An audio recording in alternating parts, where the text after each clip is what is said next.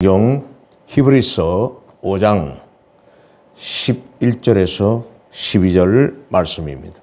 신약성경 358페이지 히브리서 5장 11절로 12절 말씀 찾으신 줄 알고 제가 봉독해 드리겠습니다. 멜기세덱에 관하여는 우리가 할 말이 많으나 너희가 듣는 것이 둔함으로 설명하기 어려우니라. 때가 오래되었으므로 너희가 마땅히 선생이 되었을 터인데 너희가 다시 하나님의 말씀의 초보에 대하여 누구에게서 가르침을 받아야 할 처지이니 단단한 음식은 못 먹고 젖이나 먹어야 할 자가 되었도다. 아멘. 말씀의 초보를 벗어버리라 하는 제목으로 오늘 첫 번째 편으로 말씀을 나누도록 하겠습니다. 오늘이 벌써 이제 교회력으로 이렇게 보면은 항상 교회는 대강절부터 시작을 해서 교회의 모든 살림살이 또 아니면은 남녀 전도회 또 교회에 얻은 구성원들을 세우고 교회의 이 일들이 시작이 되는 것이 바로 대강절, 즉 대림절, 예수님의 성탄을 기다리는 이 절기부터 시작이 된다고 해도 과언이 아닙니다. 예수님의 대제사장적 이 직분과 자격에 대한 언급은 오랫동안 율법에 젖어 있던 유대 출신 성도들, 유대 출신들의 성도입니다. 그들은 기독교의 복음과 율법은 서로 상반된다 이렇게 이해를 했습니다.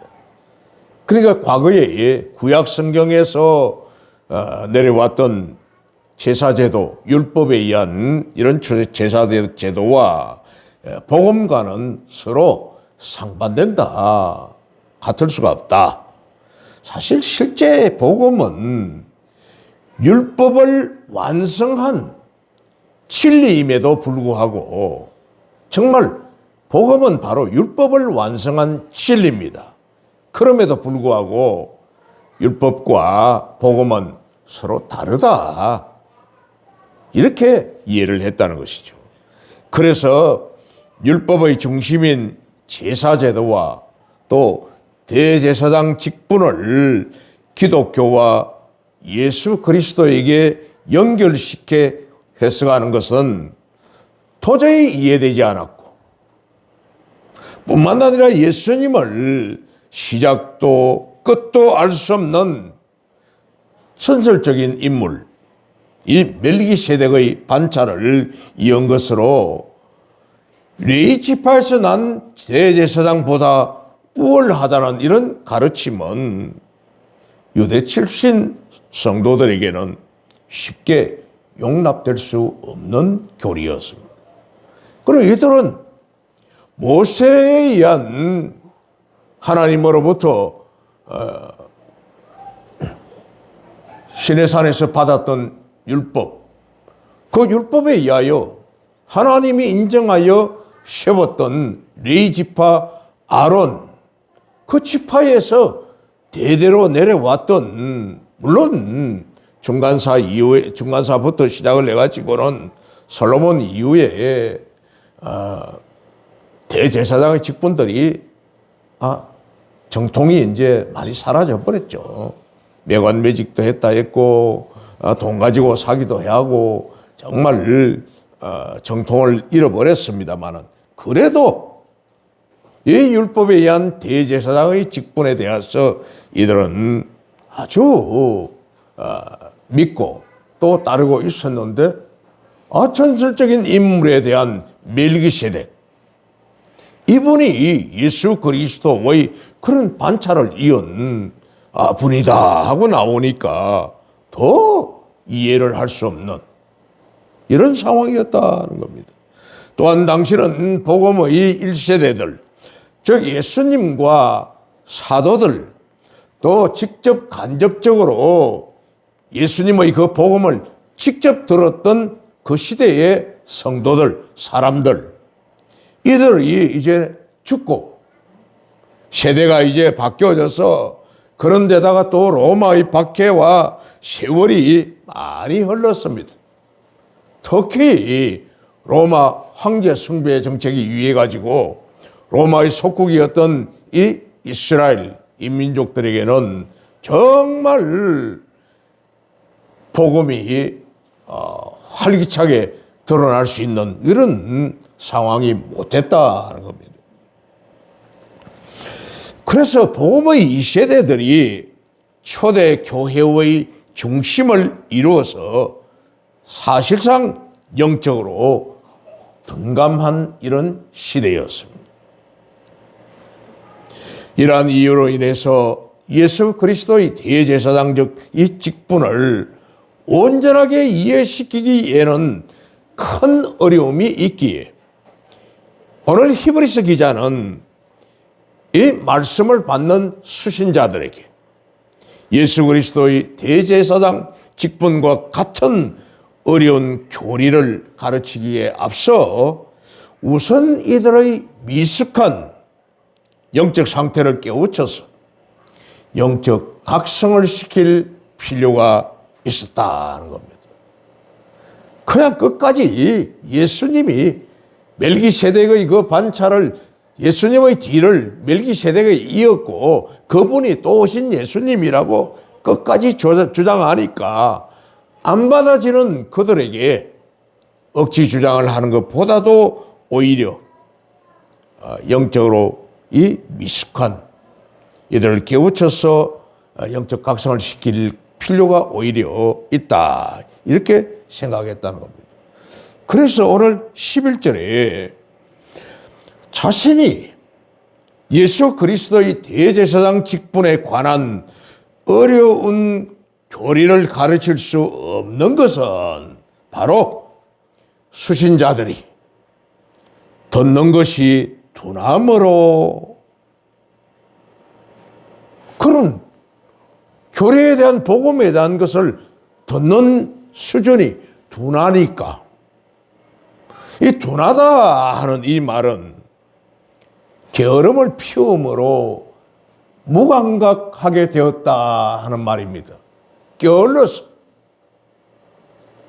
참으로 오늘 이 시대에도 오늘날의 시대에도 성경을 읽지도 않고 막 그냥 예배 때 가지고 다니지도 않고 교회에 놔두고 다니고 또 아니면은 집에 가져가서는 막 선반 위에나 던져놨다가 주일날 올 때 그냥 막 입으로 불고는 먼지를 후 불고는 탁 때리고 하는 뭐 후탁 신자가 있다고 하는 이런 말을 듣기도 했습니다만은 그렇듯이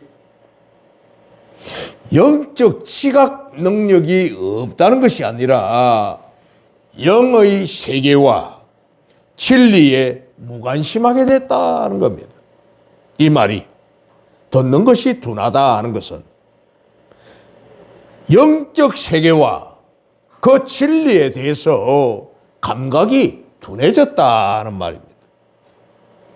실로 당시에 최초의 복음이 전파된 초창기에는 기독교 복음이 전파되는 곳곳마다 일대 선풍을 일으켰습니다. 센세이션을 일으켰다는 말입니다. 영어로 큰 소동이 났다는 겁니다. 왜?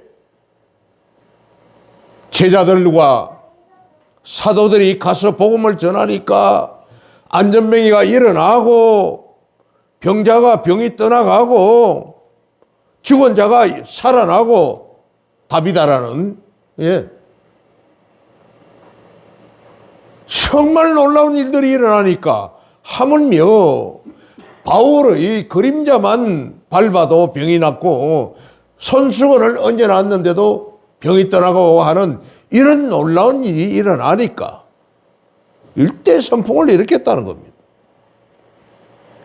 그러나 예수님의 부활 성천 이후 한 30년 내지 40년이 경과가 되었고, 또 히브리스가 기록될 당시인 AD 60년 이 후반에는 모든 성도들이 복음의 진리의 식상에 있었다는 겁니다. 이제 조금 물린다. 식상하다. 그래서 대부분의 성도들은 거의 관심을 가지 않았다는, 자꾸 무관심해졌다는 겁니다. 이러함으로써 당시의 성도들은 적어도 복음을 받은 연수로 볼 때는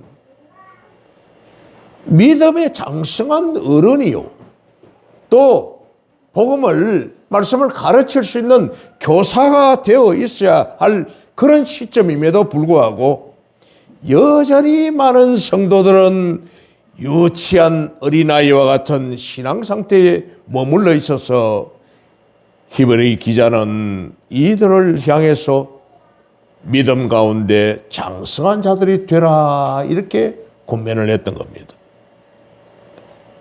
믿음 가운데 너희들이 좀 장성한 그런 분량을 가져라. 12절 중반절을 한번 봅니다.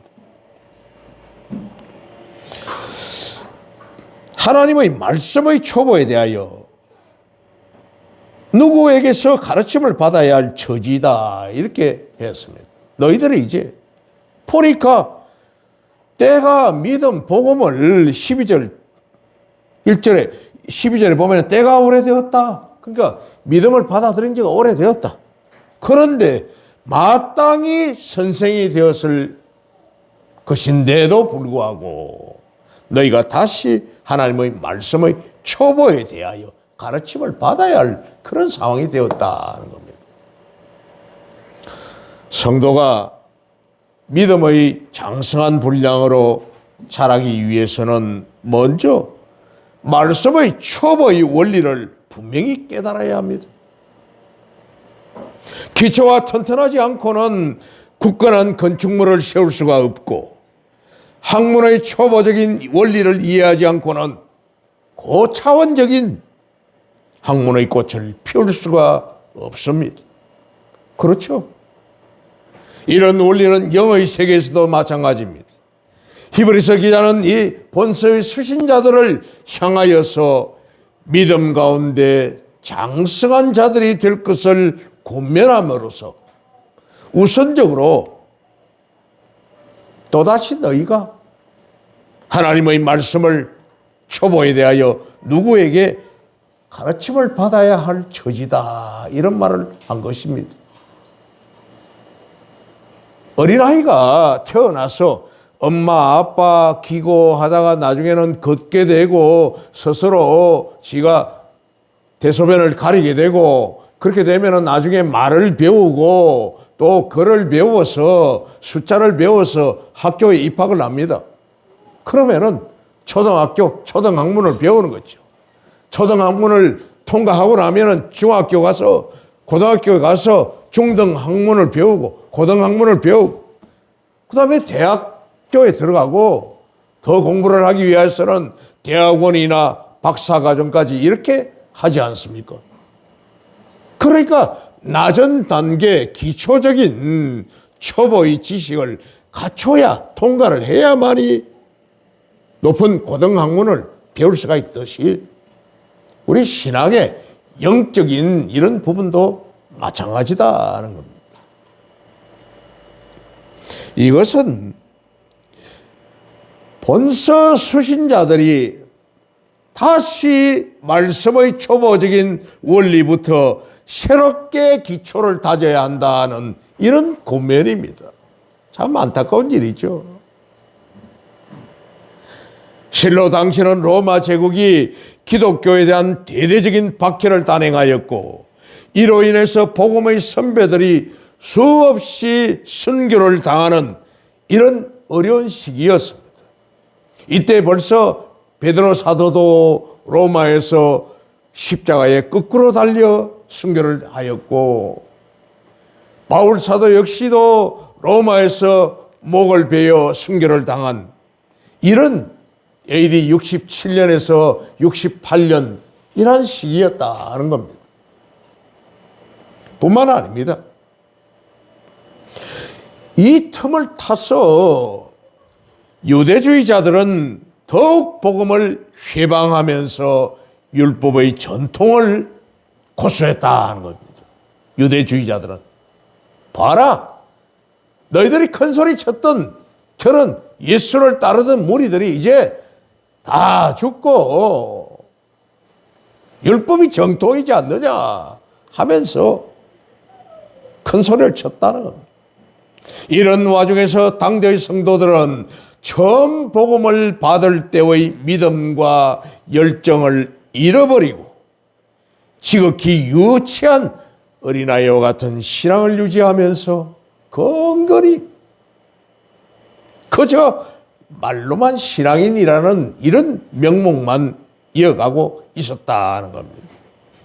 이런 사실을 12절 하반절을 보면은 단단한 음식은 못 먹고 젖이나 먹어야 할 자가 되었도다.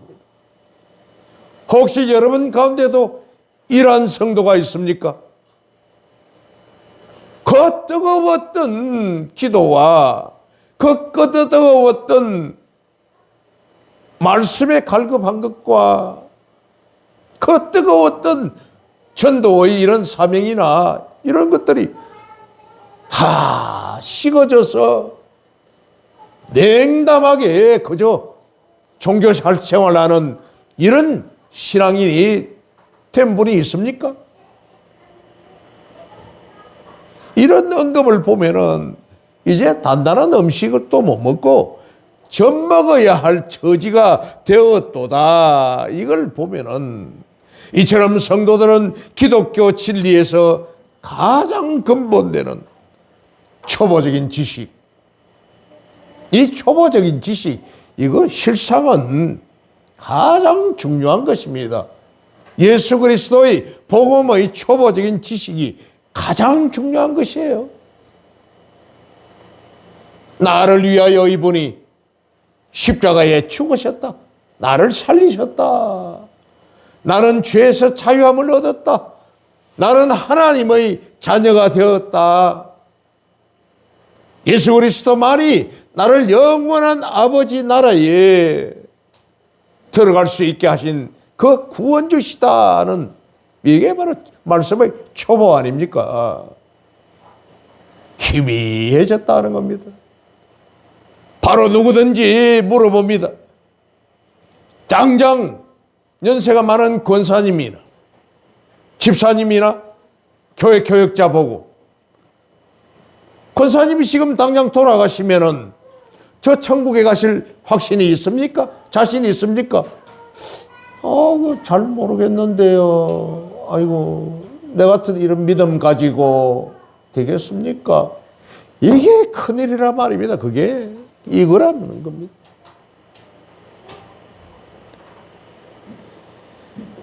그래서 히브리서 기자는 오늘 이 수신자들을 향해서 우선 하나님의 말씀의 초보적인 지식부터 다시 가르침을 받아야 할 것이다. 이렇게 권면한 것입니다.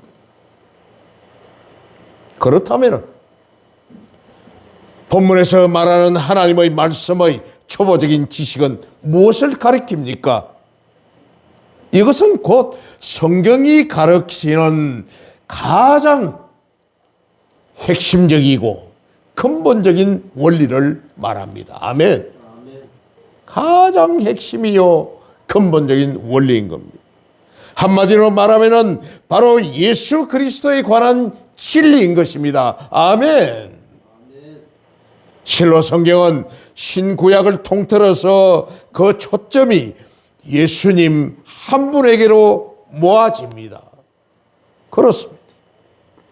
다시 말하면은 구약 2000여 년 동안에 걸쳐 기록된 구약 성경은 구세주요 메시아 되신 예수 그리스도에 관한 예언, 즉 예수님의 탄생과 공생애와 순환과 고난, 이러한 것을 예수님에 관한 기록을 무려 545차례에 걸쳐서 기록이 되어 있다 합니다.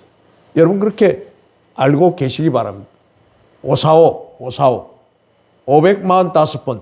저는 세보지 않았습니다만은 어느 목사님이, 구약에 아주 밝으신 목사님이 그런 말씀을 하시더라고요. 또한 신약 성경은 구약 성경의 예언이 예수 그리스도에게서 어떻게 성취되었는가를 보여주는 것이죠. 이처럼 성경은 오직 한 분 되신 예수 그리스도가 대주제요. 대주제라는 겁니다. 어떤 글이나 어떤 말의 그 주제가 되는 것, 제목이 되는 것, 또 줄거리를 이루고 있다는 것입니다. 그러나 이 가운데서도 최고봉이라고 한다면은 아무래도 주님의 고난과 십자가 죽음일 것입니다. 아멘. 그게 최고봉입니다. 진정 기독교는 예수님의 십자가 위에 세워진 종교인 것이죠. 아멘. 할렐루야. 그러기에 성경에는 인간의 타락과 죄로부터 사함받는 속죄의 원리, 죄 사함을 받은 자의 성결한 삶, 어떻게 죄사함 받은 자가 성결하게 살아갈 것인가, 이런 예수 그리스도의 대속 사역의 기초 위에서 상세하게 언급되고 있습니다. 할렐루야. 따라서 기독교의 예수 그리스도의 십자가 도, 즉 예수 그리스도께서 우리 죄를 위해 돌아가신 사실과 예수 그리스도를 믿는 자만이 구원을 얻는다는 복음의 기쁜 소식, 굿뉴스, 이것은 가장 기초적인 진리이며 동시에 핵심적인 진리인 것입니다. 아멘. 이러한 것들이 바로 기초인데도 불구하고 세월이 흘러가면서 세상 일에 바빴어, 먹고 살기에 바빴어, 주님보다도 오히려 그것에 마음 빼앗겨버리고 전전긍긍 살아가다 보니 그만 복음의 초보에 대한 것까지 이제는 흐릿해졌다는 겁니다. 그러기에 초대교회 사도들은 오직 이 한 가지 주제로만 복음을 전파했던 것입니다. 사도행전 2장 14절부터 말씀을 한번 보겠습니다. 사도행전 2장 14절. 오순절 날에 사도 베드로가 11사도와 함께 서서 소리를 높여 이르되, 11사도와 사도들이 오순절 날에 똑같이 큰 소리로 말합니다. 예루살렘에 있는 유대인들과 사는 모든 사람들아, 이 일, 예수 그리스도께서 죽으시고 3일 만에 부활하시고 40일 동안 이 땅에 계시면서 하늘로 제자들이 500여 명이 있는 곳에서 올려 가신 이후에 약속하신 성령이 오셨고, 성령을 맞이한 120문도들에게서 각 나라 말로 방언을 하게 되고 교회에 모여서 함께 떡을 나누며 음식을 나누며 구제하며 예수 그리스도에 대한 이러한 일들을 할 때에 오순절 날에 세계 곳곳에 흩어져 있는 유대인들이 예루살렘으로 모여와 있을 때에 이들이 하는 일이, 어떻게 이런 일이 있을 수가 있는가? 어떻게 조금 위에 있는 11절부터 보면은 그레데인과 아라비아인들이라 우리가 다 우리의 각 언어로 하나님의 큰 일을 말함을 듣는도다 하고 다 놀라며 당황하여 서로 이르되 이 어찌된 일이냐 하며 또 어떤 이들은 조롱하여 이르되 그들이 쇠술에 취하였다 하더라. 이런 예루살렘에 난리가 나버린 겁니다. 성령이 오셔서 담대하게 지금 말씀을 베드로가 하고 있습니다. 19절을 보면은 또 내가 위로 하늘에서 기사를 아래로 땅에서는 징조를 베풀리니 곧 피와 불과 연기로다. 주의 크고 영원한 날이 이르기 전에 해가 변하여 어두워지고 달이 변하여 피가 되리라. 그렇지만은 누구든지 주의 이름을 부르는 자는 구원을 받으리라 하고 베드로가 큰 소리로 말하는 겁니다. 요엘 선지자가 했던 이런 예언의 말씀을 인용하여 우리가 술 취한 것이 아니라 너희의 자녀들은 예언할 것이요 너희의 젊은이들은 환상을 보고 너희의 늙어들이들은 꿈을 꾸리라. 그러면서 내가 내 영을 내 남종과 여종에게 부어주리니 그들이 예언할 것이요. 36절까지 이어집니다. 우리가 어떻게 할꼬? 36절에 그런즉 이스라엘 온 집은 확실히 알지니 너희들이 이 민족들아 이 백성들아 너희가 확실히 알아라. 너희가 십자가에 못 박은 이 예수를 하나님이 주와 그리스도가 되게 하셨느니라. 이렇게 담대하게 전하는 겁니다. 3장 11절에서 또 26절을 보면은 사도 베드로와 요한이 성전으로 이래 들어가다가 성전 미문에서 평생 동안 거기에 앉아서 하지를 쓰지 못하는 안전뱅이가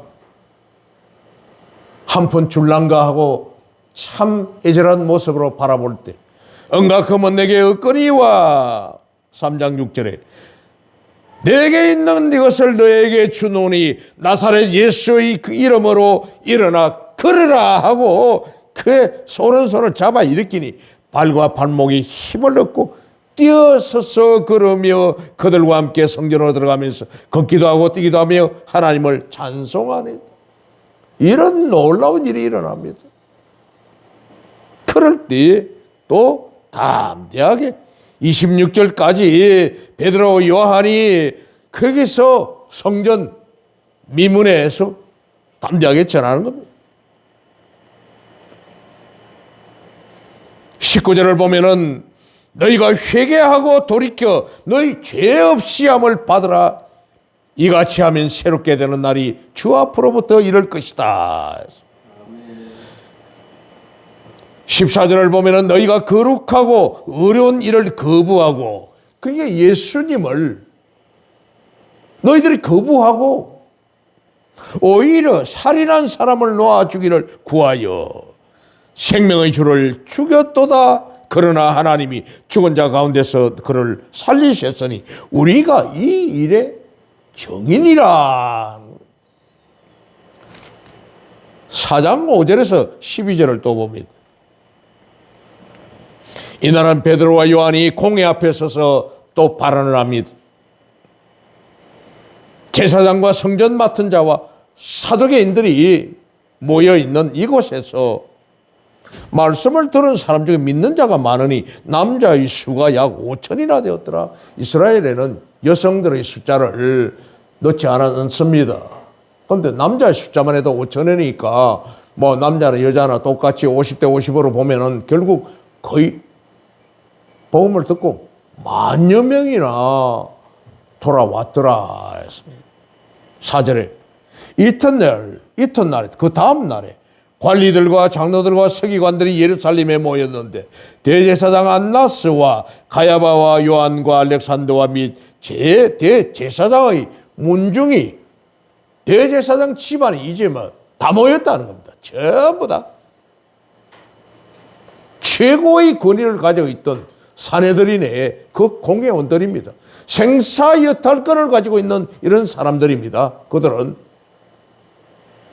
거기 앞에서 8절을 보면은 베드로가 성령이 충만하여 이르되 백성의 관리들과 장로들아 만일 병자에게 행한 이 착한 일에 대하여 이 사람이 어떻게 구원을 받았느냐고 우리에게 질문하면 너희와 모든 이스라엘 백성들은 알아라.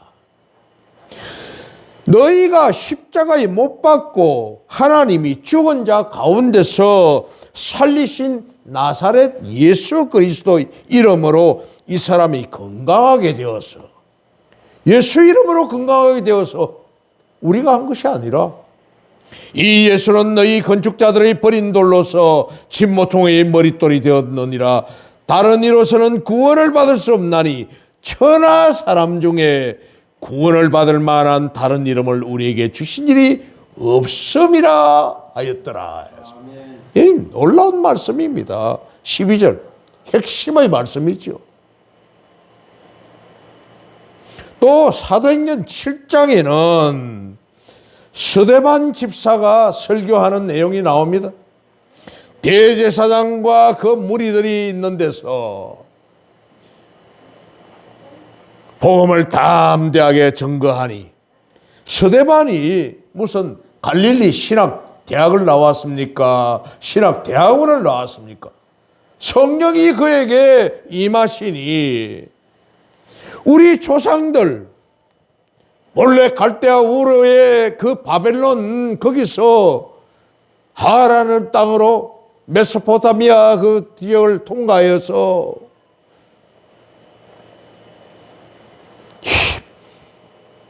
유프라테스 강을 따라 저 북쪽 하란으로 올라갔다가 가나안 땅에 정착한 아브라함에서부터 시작하여 아브라함과 이삭과 야곱에 대하여, 요셉에 대하여, 모세에 대하여 증거를 하는 겁니다. 이집트에 가서 430년 종살이를 하다가 때가 되어 여호와 하나님께서 이 백성들을 구원하셔서 엑소더스 출애굽시키시고 하나님의 놀라신 권능으로 광야 40년 동안에 이들을 다 먹고 살게 죽지 아니하게 만들었다가 우리에게 율법을 보내셨고 그 율법이 하나님을 증거하는 일이라고 7장에 담대하게 소개하고 있습니다. 51절을 보면은 목이 곱고 마음과 귀에 할례를 받지 못한 사람들아, 너희들 이스라엘 백성들, 너희들 어찌 그리 목이 뻣뻣하냐? 귀에 할례를 받지 않았다. 뭐 귀에다 어떻게 할례를 하겠습니까? 그게 벌써 귀를 털어 막았다는 겁니다. 복음을 듣지 않으려고 귀를 털어 막아. 그래 했던 못한 사람들아, 너희도 너희 조상과 같이 항상 성령을 거스르는도다. 너희 조상들이 선지자들 중에 누구를 박해하지 아니하였느냐? 의인이 오시리라 예고한 그들이 죽였고 이제 너희는 그 의인을 잡아준 자여 살인한 자가 되나니 너희는 천사가 전한 율법을 받고도 지키지 아니하였도다. 들어보니까 너무너무 옳은 말을 하는데 자신들의 그 권위 때문에 인정하지 않습니다. 이를 갈고 전부 다 큰 어린 아기 머리통만한 돌을 지고는 둘러서서 스데반에게 내리쳐 그 자리에서 적사하게 만듭니다. 59절에 57절을 보면은 그들이 큰 소리를 지르며 귀를 막고 귀에 할례 받지 않은 자들아 했는데 역시 그 말 듣기 싫다 하면서 성전 모독이다. 귀를 막고 일제히 그에게 달려들어 성 밖으로 내치고 돌로 칠세. 정인들이 옷을 벗어 그때 사울이라 하는 청년의 발 앞에 두니라. 옷 탔다는 거예요. 사울. 나중에 된 바울 된 이 사울이 돌을 자유롭게 던지기 위하여서 겉옷을 벗고는 내리쳐서 막 한 방에 머리통이 깨져 죽게 만들려고 겉옷을 벗은 이 옷들을 맡아 주었다는 겁니다. 사울이. 그들이 돌로 서대반을 치니 서대반이 부르짖어 이르되 주 예수여 내 영혼을 받으시옵소서 하고 무릎을 꿇고 크게 불러 이르되 주여 이 죄를 그들에게 돌리지 마옵소서. 이 말을 하고 숨이 끊어졌다 했습니다. 잔이라 이렇게 했어요. 위대한 이방인 전도자 사도 바울은 고린도전서 2장 2절에 내가 너희 중에 예수 그리스도와 그의 십자가에 못 박히신 것 외에는 아무것도 알지 아니하기로 작정하였습니다. 이런 고백을 했습니다. 나는 예수 그리스도와 그 십자가 못 박히신 그 외에는 나는 이제 결코 다른 것 전하지 않겠다. 복음 외에는 전하지 않겠다. 그런데 우리 성도들이 놓치지 말아야 할 하나의 진리가 있습니다.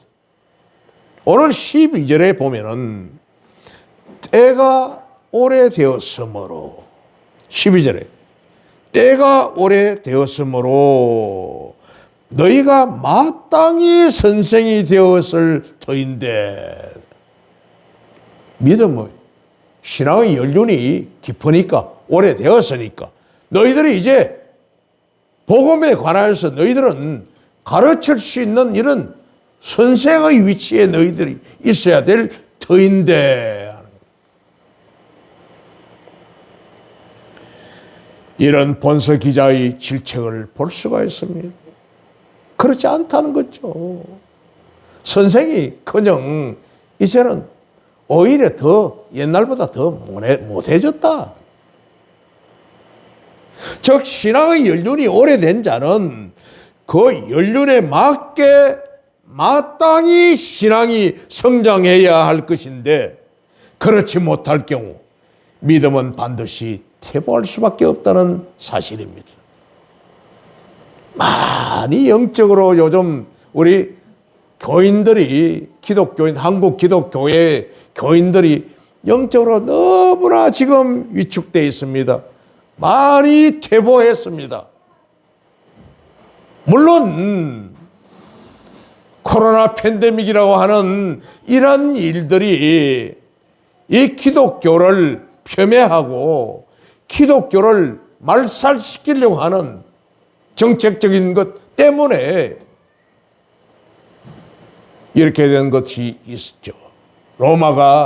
역시 로마가 기독교를 탄압했던 것과 똑같이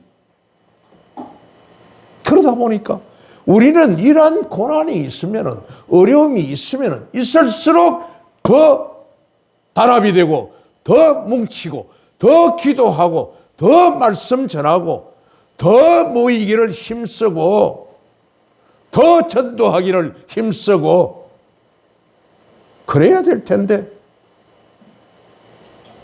너무나 이제는 퇴보되고 말았다.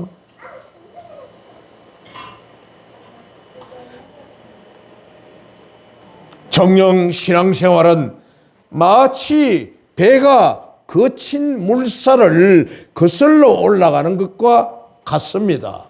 신앙생활은 도도하게 흘러내려오는 그 물살을 오히려 거슬러서 올라가는 이것과 같습니다.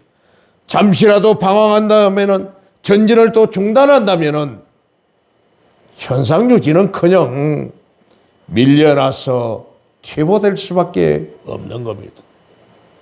중단하거나 또 방심하거나 그러면은 결국 막 밀려가지고 좌초되고 만다는 거죠. 그래서 영국의 신학자이면서 성경 주석가였던 매튜 헨리, 이분은 1662년에서 1714년 한 52세까지 살았던 분입니다만 대단한 청교도 목회자였습니다.